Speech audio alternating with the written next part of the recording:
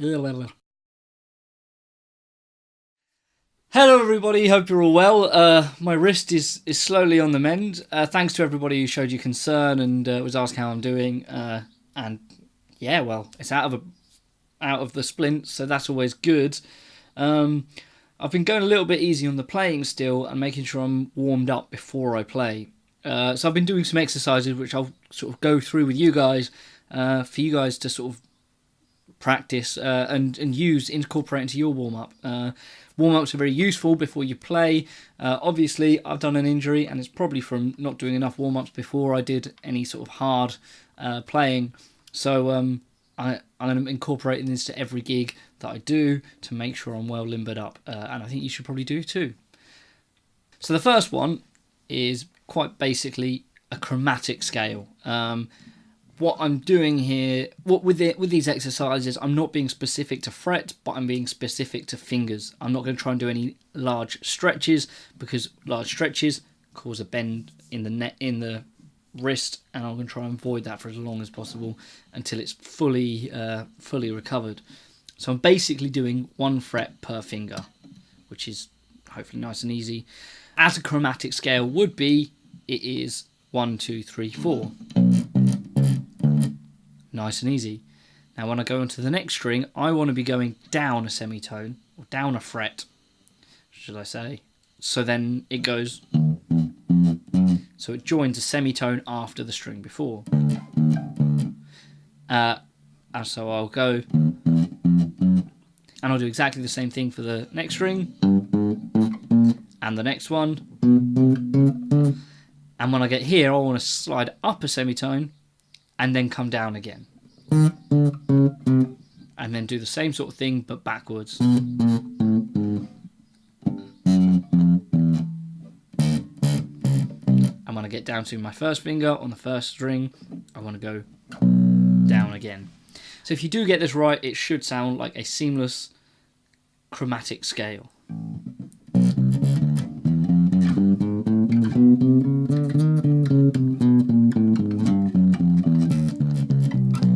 And there you go. Now this goes for guitar and bass. Obviously with guitar you have a few more strings, but you can do it all the way to the top of the fretboard and down again, or you can do just the bottom 4 strings or the top 4 strings, whatever you feel comfortable with. And that should be a nice sort of warm-up just to get you going. Now for all of these, if possible, it's always good to practice them to a click. Might not always be available to you when you're at a gig in a loud scenario. It's the sort of thing you do with your volume off and just to warm up. But if you can do it to a click, it's always good. The next one, it gets a little bit weird, a little bit complicated.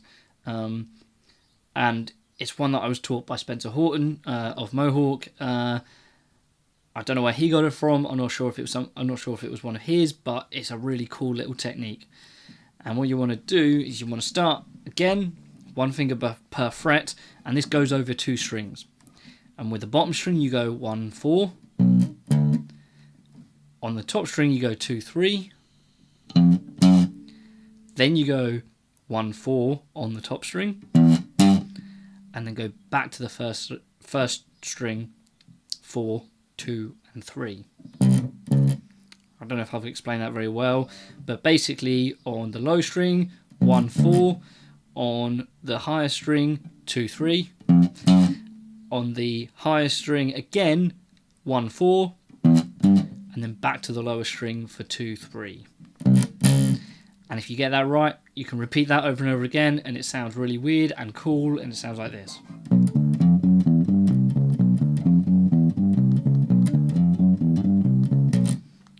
How weird is that? Now, that's a cool one to start with. It will take you a little while to get there. It took me ages to be able to do that naturally, and I'm still not that great at it now. But you can go up and down the fret, up and down your strings like it with this sort of movement.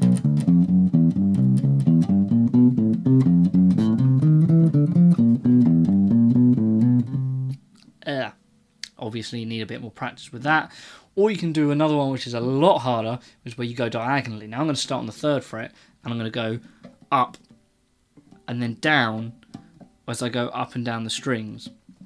So I'm going to go this nice and slow because I know I'm not going to get it right first time. I messed before I started.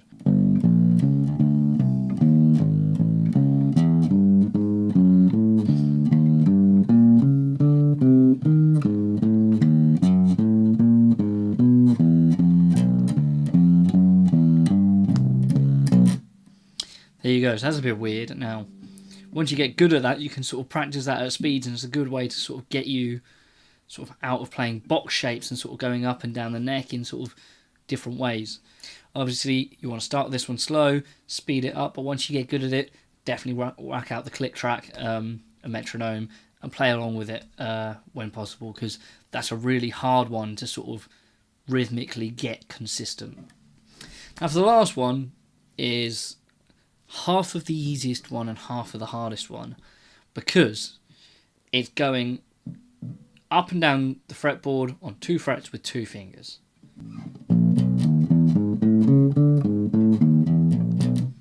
Now I've got that. I mean, these fingers are probably the 2 fingers you use more than any other fingers you use. So if I really wanted to do it at high speed, I can do relatively easy. If I wanted to pick everyone, I'd probably have to go a little bit slower because I've been doing hammer-ons. That's not too bad. However, the hard part is when I change fingers. These 2 are my good ones. These 2? Let's see.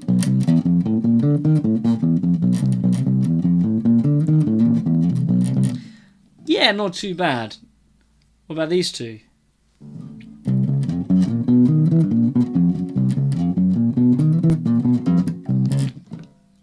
So that's something that really needs work.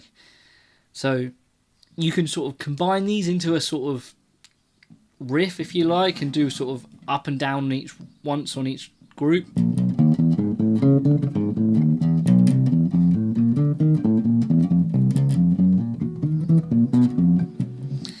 That's a really good way of seeing how, if you start at the speed with your good fingers and end on your worst fingers, you'll see how far they are from each other.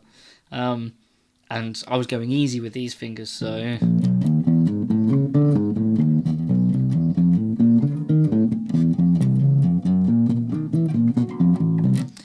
it's all a bit messy at the moment, isn't it? So that's something I'm definitely have to work on, but hopefully that's something you guys would like to do as well.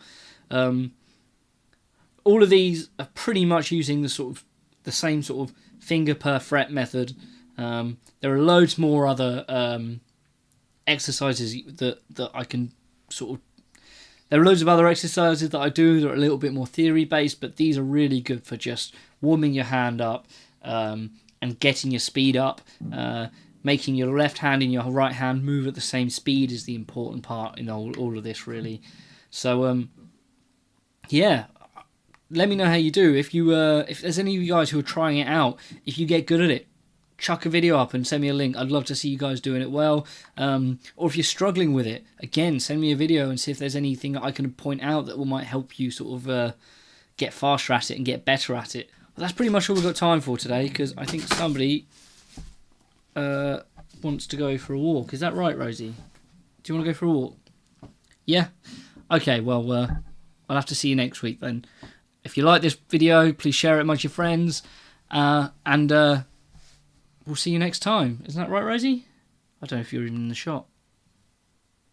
In the video. You're looking at yourself in the mirror. Now you're looking at me. Okay, we'll go out. Wonderful. Thank you very much. See you next time.